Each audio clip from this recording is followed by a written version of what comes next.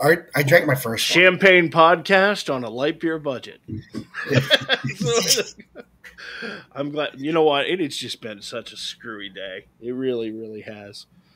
And you know me, before we do this, I like to get home from work. We get on the computer, we connect, we make sure the show is in and everything's right, and everything's ready to go. And then I have a regimen I go through before I do this, every week. Like, okay, I'll see you in about 45 minutes. I'm going to go take a shower and, this, that, and the other thing.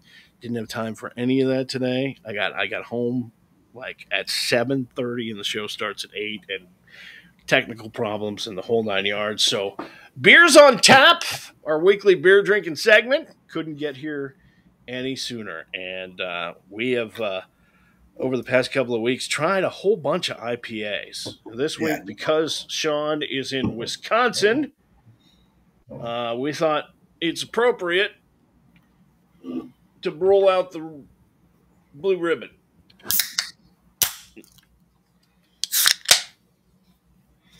Much deserved. So I got to tell you what happened. So, I sell beer for a living. I'm at my last stop today, putting away the order, taking my cardboard out, dumping it in the dumpster and everything else. I go back in. I'm like, oh, I need a PBR tall boy for, Beers on Tap. But because today was what today was, I bought two. And the woman puts them in the bag. Woman puts them in the bag, and I drive home, and I get out, and the condensation on the cans had eaten the bag by the time I got home. I get out of the car, and they fall right on the pavement, and both of them split wide open. And there's beer shooting out all over the place, rolling down the street, middle of town. So, PBR. You have enough water in that town. No more leaking water in that town. Yeah. Pabst Blue Ribbon, formerly known as Pabst Beer. Yep. Prior to winning the County Fair Blue Ribbon, commonly abbreviated as PBR. Hold on.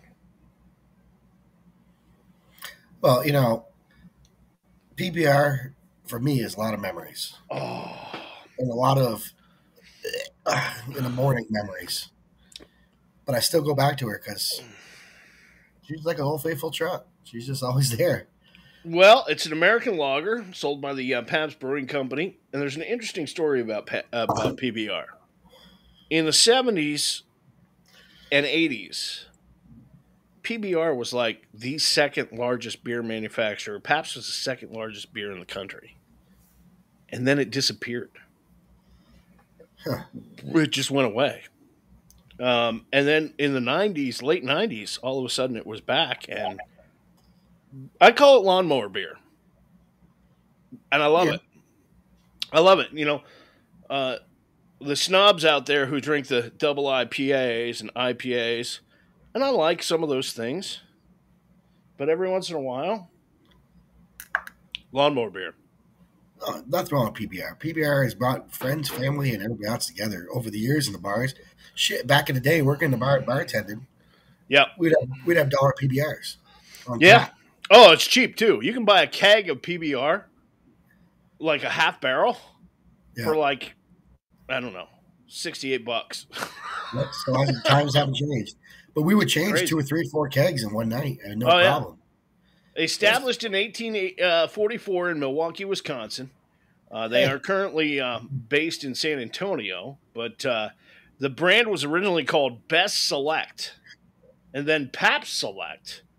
The current name comes from the blue ribbons tied around the bottleneck between 1882 and 1916. And so let me tell you a story about Gottlieb and Frederica Pabst and their 12-year-old son, Frederick. They arrived in the United States in 1848, settled in Chicago, where Frederick eventually found work on the ships of Lake Michigan.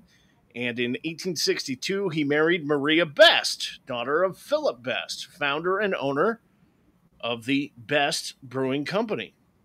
And in 1863, he became a brewer at his father-in-law's brewery. And when Philip Best retired to Germany in 1867, Pabst and another guy,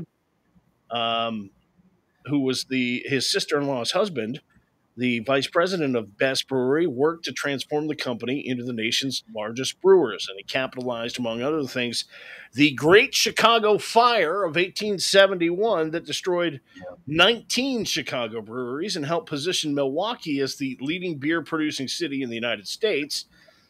In 1889, the brother-in-law died, leaving Pabst as president and his widow, Lisette, as vice president.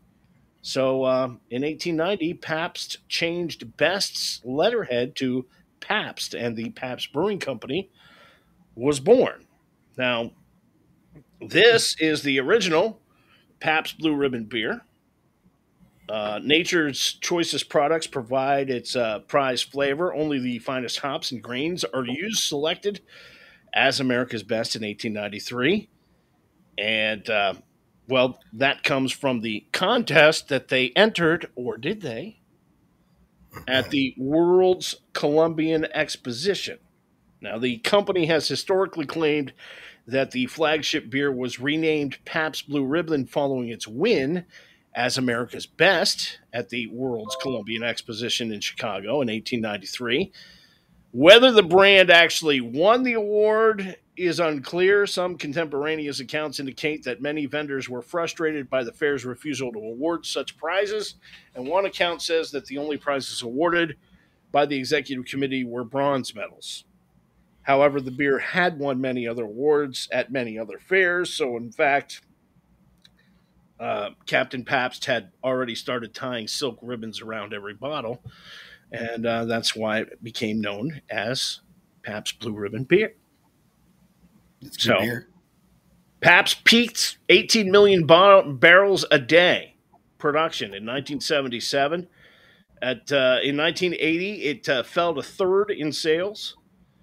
By 1996, the headquarters had left Milwaukee. The company had 4 different CEOs, and it slipped to 5th, and then it completely went away. I wonder why.